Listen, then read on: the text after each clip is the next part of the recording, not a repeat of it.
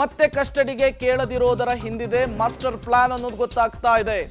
Mobile, laptop, ಮನೆಯಲ್ಲಿದ್ದಂತಹ ದಾಖಲೆಗಳನ್ನು ಪರಿಶೀಲನೆ ಮಾಡಿದೆ ಟೀಮ್.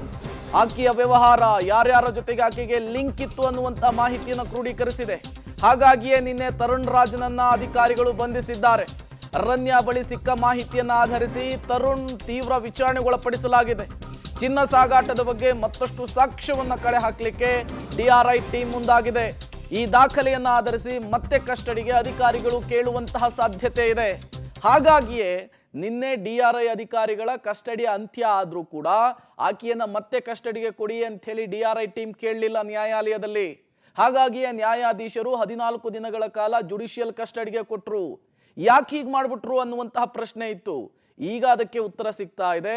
ಈಕೆಯ ಜೊತೆಗೆ ಗೋಲ್ಡ್ ಸ್ಮಗ್ಲಿಂಗ್ನಲ್ಲಿ ನಂಟನ್ನು ಹೊಂದಿರುವಂತಹ ತರುಣ್ ರಾಜ್ ಲಾಕ್ ಆಗಿದ್ದಾನೆ. ಆತನಿಂದ ಒಂದಿಷ್ಟು ಮಾಹಿತಿಯನ್ನ ಪಡೆದುಕೊಂಡು ಈಕೆಯ ಬಳಿ ಸಿಕ್ಕಿರುವಂತಹ ದಾಖಲೆಗಳನ್ನು ತುಲನೆ ಮಾಡಿ ಮತ್ತಷ್ಟು ಜನರಿಗೆ ಕೆಡ್ಡ ತೋಡುವ ಸಾಧ್ಯತೆ ಇದೆ. ನಟಿ ರನ್ಯಾ ರಾವ್ ಗೋಲ್ಡ್ ಸ್ಮಗ್ಲಿಂಗ್ ಪ್ರಕರಣ ಡಿಆರ್ಐ ಅಧಿಕಾರಿಗಳು ಕಸ್ಟಡಿಗೆ ಪಡೆಯದಿರಲು ಕಾರಣ ಏನು? ಹಾಗಾದ್ರೆ ಹಲವು ಅಂಶಗಳನ್ನು ಉಲ್ಲೇಖಿಸಿ ರಿಮ್ಯಾಂಡ್ ಅಪ್ಲಿಕೇಶನ್ ಅನ್ನು ಸಬ್ಮಿಟ್ ಮಾಡಿದ್ದಾರೆ. ರಿಮ್ಯಾಂಡ್ ಅರ್ಜಿಯನ್ನು ಸಲ್ಲಿಸಿ ನ್ಯಾಯಾಂಗ ಬಂಧನಕ್ಕೇನೆ ಮನವಿ ಮಾಡಿದ್ರು. ಆರೋಪಿ ರನ್ಯಾ ರಾವ್ ತನಿಖೆಗೆ ಸಹಕರಿಸ್ತಾ ಇಲ್ಲ, ಯಾವುದೇ ಪ್ರಶ್ನೆ ಕೇಳಿದ್ರು ಉತ್ತರ ಕೊಡ್ತಿಲ್ಲ, ಏಜೆನ್ಸಿಯ ತನಿಖೆಗೆ ಅಸಹಕಾರ ರನ್ಯಾ ತೋರಿಸಿದ್ದಾರೆ ಅನ್ನೋದು ಗೊತ್ತಾಗ್ತಾ ಇದೆ. ಹಾಗಾಗಿಯೇ ಅವರು ಮತ್ತೆ ಅಂದ್ರೆ ಡಿಆರ್ಐ ಅಧಿಕಾರಿಗಳು ಕಸ್ಟಡಿಗೆ ಪಡೆಯಲಿಲ್ಲ. ನ್ಯಾಯಾಲಯ ಈ ಗೋಲ್ಡ್ ಸ್ಮಗ್ಲಿಂಗ್ ಕೇಸ್ನಲ್ಲಿ ಲಾಕ್ ಆಗಿರುವಂತಹ ನಟಿಯನ್ನ ಜುಡಿಷಿಯಲ್ ಕಸ್ಟಡಿ ಅರ್ಥಾತ್ ನ್ಯಾಯಾಂಗ ಬಂಧನಕ್ಕೆ ವಿಧಿಸಿದೆ. ಈಗ ಇರುವಂತಹ ಕುತೂಹಲ ಏನು ಅಂದ್ರೆ ತರುಣ್ ರಾಜ್ ವಿಚಾರಣೆ. ಆತನಿಂದ ಗೋಲ್ಡ್ ಸ್ಮಗ್ಲಿಂಗ್ ವಿಚಾರಕ್ಕೆ ಸಂಬಂಧಪಟ್ಟಂತೆ, ರನ್ಯಾ ನಡೆಸ್ತಾ ಇದ್ದಂತಹ ಸಿಂಡಿಕೇಟ್ ವಿಚಾರಕ್ಕೆ ಸಂಬಂಧಪಟ್ಟಂತೆ, ಯಾರ್ಯಾರ ಜೊತೆಗೆ ನಂಟಿತ್ತು, ಹೇಗೆಲ್ಲ ವ್ಯವಹಾರ ಮಾಡ್ತಾ ಇದ್ರು, ದುಡ್ಡಿನ ಟ್ರಾನ್ಸಾಕ್ಷನ್ ಹೇಗಾಗಿತ್ತು, ಎಲ್ಲದರ ಬಗ್ಗೆಯೂ ಕೂಡ ತರುಣ್ ರಾಜ್ನಿಂದ ಮಾಹಿತಿ ಪಡೆಯೋದಕ್ಕೆ ಡಿಆರ್ಐ ಅಧಿಕಾರಿಗಳು ಮುಂದಾಗಿದ್ದಾರೆ ಅನ್ನೋದು ಗೊತ್ತಾಗ್ತಾ ಇದೆ.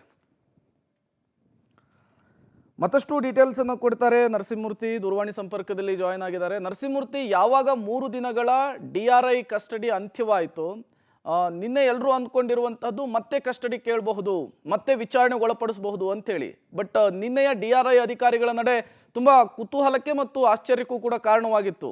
ಯಾಕೆ ಕಸ್ಟಡಿ ಕೇಳಲಿಲ್ಲ, ಏನೆಲ್ಲ ಪ್ಲಾನ್ ಮಾಡ್ಕೊಂಡಿದ್ದಾರೆ ಅಂತ ಹೇಳಿ ಅಧಿಕಾರಿಗಳು? ಪ್ರೇಮ, ನಿನ್ನೆಗೆ ಆಕೆಯ ಕಸ್ಟಡಿ ಅಂತ್ಯವಾಗಿತ್ತು ರನ್ಯಾ ರಾವ್ಳದು. ಮತ್ತೆ ಆಕೆ ಮತ್ತೆ ಕಸ್ಟಡಿಗೆ ಬೇಡ ಅನ್ನೋ ಒಂದು ನಿರ್ಧಾರಕ್ಕೆ ಡಿಆರ್ಐ ಅಧಿಕಾರಿಗಳು ಬಂದಂತೆ ಕಂಡು ಬರ್ತಿದೆ. ಒಂದು, ಆ ರಿಮ್ಯಾಂಡ್ ಅಪ್ಲಿಕೇಶನ್ ನಲ್ಲಿ ಒಂದಷ್ಟು ಅಂಶಗಳನ್ನ ಉಲ್ಲೇಖ ಮಾಡಿದ್ದಾರೆ. ಅಂದ್ರೆ ಈಕೆ ತನಿಖೆಗೆ ಸಹಕಾರವನ್ನ ಕೊಟ್ಟಿಲ್ಲ, ಮತ್ತೆ ಎಲ್ಲಿ ಈ ಗೋಲ್ಡ್ ಸ್ಮಗ್ಲಿಂಗ್ ನಡೀತು ಈ ವಿಚಾರವಾಗಿ ಯಾವುದೇ ಮಾಹಿತಿಗಳನ್ನು ಕೂಡ ಆಕೆ ಬಾಯ್ಬಿಟ್ಟಿಲ್ಲ. ಮತ್ತೆ ಹೀಗಾಗಿ ಈಕೆಯನ್ನ ನ್ಯಾಯಾಂಗ ಬಂಧನಕ್ಕೆ ಒಪ್ಪಿಸ್ಬಿಡಿ, ಇಲ್ಲ ಅಂತ ಹೇಳಿದ್ರೆ ಈಕೆಗೆ ಬೇಲನ್ನ ಕೊಟ್ಟಂತಹದ್ದೇ ಆದಲ್ಲಿ ಅಥವಾ ಹೊರಗಡೆ ಬಂದದ್ದೇ ಆದಲ್ಲಿ ಈಕೆ ಒಂದಷ್ಟು ಸಾಕ್ಷಿಗಳ ಮೇಲೆ ಪ್ರಭಾವ ಬೀರಿ ಆ ಸಾಕ್ಷಿಗಳನ್ನ ನಾಶ ಮಾಡುವ ಪ್ರಯತ್ನ ಕೂಡ ಇರುತ್ತೆ.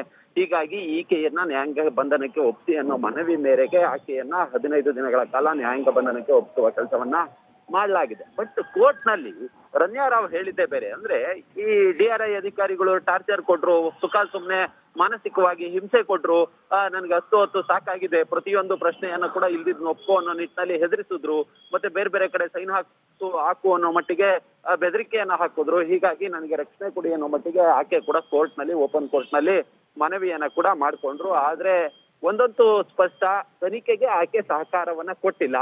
ಅದ್ರ ಜೊತೆಗೆ ಈ ತರ ಈಕೆಯ ಜೊತೆ ಯಾರ್ಯಾರು ಇದ್ರು ಅನ್ನೋದು ಕೂಡ ಒಂದಷ್ಟು ಈಗ ಡಿಆರ್ಐ ಅಧಿಕಾರಿಗಳ ಇನ್ವೆಸ್ಟಿಗೇಷನ್ ಅಲ್ಲಿ ಗೊತ್ತಾಗಿರೋದು. ಹೀಗಾಗಿಯೇ ತರುಣ್ ರಾಜ್ನನ್ನ ಈಗಾಗಲೇ ಅರೆಸ್ಟ್ ಮಾಡಿ ವಶಕ್ಕೆ ಪಡೆದುಕೊಳ್ಳಲಾಗಿದೆ. ಹೀಗಾಗಿ ಬೇರೆಯವರಿಂದ ಒಂದಷ್ಟು ಮಾಹಿತಿಗಳನ್ನ ಎಕ್ಸ್ಟ್ರಾಕ್ಟ್ ಮಾಡುವ ಪ್ಲಾನ್ ನಲ್ಲಿ ಡಿಆರ್ಐ ಇರಬಹುದು. ಓಕೆ, ಥ್ಯಾಂಕ್ ಯು ನರಸಿಂಹಮೂರ್ತಿ ತಮ್ಮೆಲ್ಲ ಮಾಹಿತಿಗಾಗಿ.